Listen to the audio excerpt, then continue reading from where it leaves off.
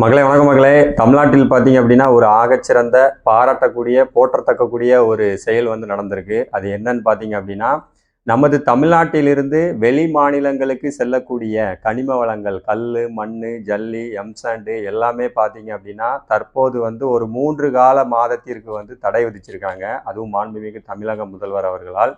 இந்த விஷயங்கள் நடக்கிறதுக்கு பார்த்தீங்க அப்படின்னா எத்தனையோ போராட்டங்கள், ஆர்ப்பாட்டங்கள், எத்தனையோ உயிரிழப்பு, இன்னும் பல வலி வேதனைகளை கடந்து தாங்க இந்த வெற்றி வந்து இப்போ அதாவது 3 மாதம்ங்கிறது வந்து ஒரு சாதாரணமா 3 மாதம் தானே.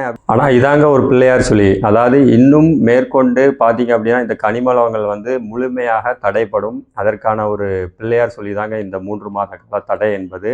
அடுத்து பார்த்தீங்க அப்படின்னா, ஆனா ஒரு ஷாக்கிங் விஷயம் என்ன அப்படின்னா, அதாவது கேரள முதல்வர் பார்த்தீங்க அப்படின்னா ஒரு லெட்டர் வந்து நம்ம தமிழக முதல்வர் அவர்களுக்கு வந்து ஒரு லெட்டர் எழுதுறாரு.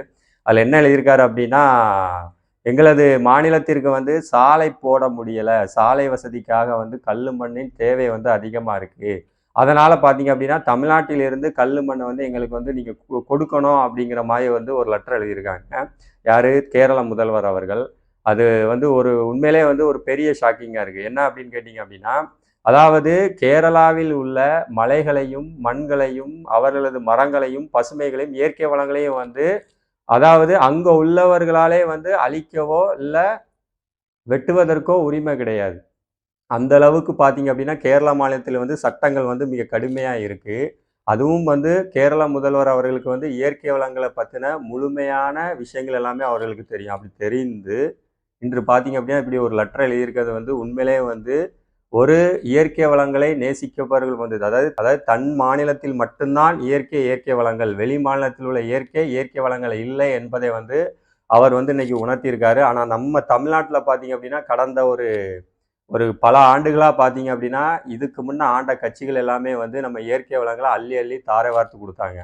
அது அப்ப ஆண்ட முதல்வர்கள் எல்லாருமே பார்த்தீங்க அப்படின்னா நம்ம கனிம வளங்களை வந்து தாரை வார்த்து கொடுத்தாங்க. ஆனா இன்னைக்கு ஒரு கேரள முதல்வர் பார்த்தீங்க அப்படின்னா அவர்களோட மலையை வெட்டாம, அவர்களோட மரங்களை அழிக்காம, அவரோட இயற்கை வளங்களை எந்த ஒரு பாதிப்புக்கு உள்ளாக்காமல் வெளி மாநிலங்களில் இருந்து இயற்கை வளங்களை வந்து நம்ம எடுத்துக்கலாம் அப்படிங்கிற ஒரு கண்ணோட்டத்தோடு பார்த்தீங்க அப்படின்னா இன்னைக்கு ஒரு லெட்டர் எழுதியிருக்காரு.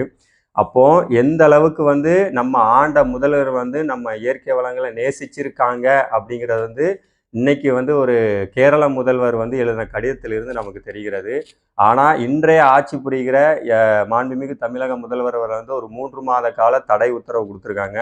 இது உண்மையிலே வந்து ஒரு போற்றத்தக்கக்கூடிய பாராட்டத்தக்கக்கூடிய விஷயமா கண்டிப்பா எடுத்தே ஆகணும். அதாவது யாரு செய்கிறா என்பது முக்கியம் அல்ல, நன்மைகள் எவர் செய்கிறார் அதுதான் உண்மையிலே முக்கியம். அந்த இடத்துல வந்து கண்டிப்பா தமிழக முதல்வர் அவர்களை வந்து நம்ம பாராட்டியே ஆகணும். அடுத்து பார்த்தீங்க அப்படின்னா இன்னைக்கு கேரள மாநிலத்துக்கு வந்து எங்களுக்கு கல்லு மண்ணு கொடுங்க அப்படின்னு சொல்றாங்க. தமிழ்நாட்டிலிருந்து பார்த்தீங்க அப்படின்னா எத்தனையோ உயிரிழப்புகள், எத்தனையோ டிராஃபிக். இன்னைக்கெல்லாம் பார்த்தீங்கன்னா புளியரை செக் போஸ்ட்ல வந்து வண்டியே போக முடியாது.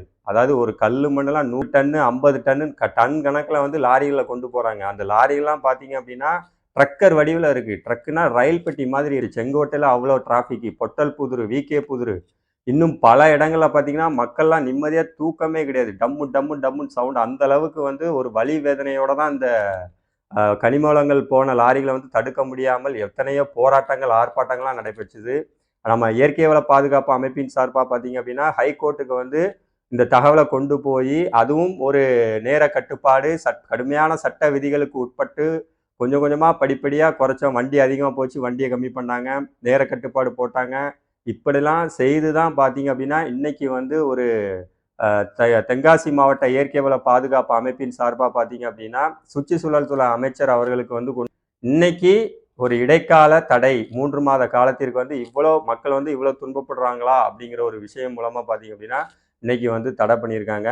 உண்மையிலே வந்து இது ஒரு ஆகச்சிறந்த பாராட்டத்தக்கக்கூடிய போற்றத்தக்கக்கூடிய விஷயம்.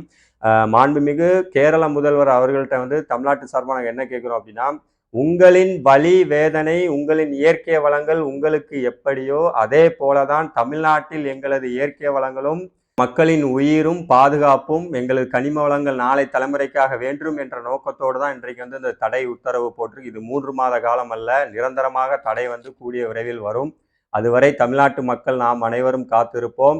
அதே போல கேரள மாநிலத்திற்கு வந்து நாங்கள் வந்து மின்சாரம் தருகிறோம், விவசாய பொருட்களை தருகிறோம், அதை எல்லாமே நாங்கள் வந்து உருவாக்கி கொள்ளலாம் மீண்டும்.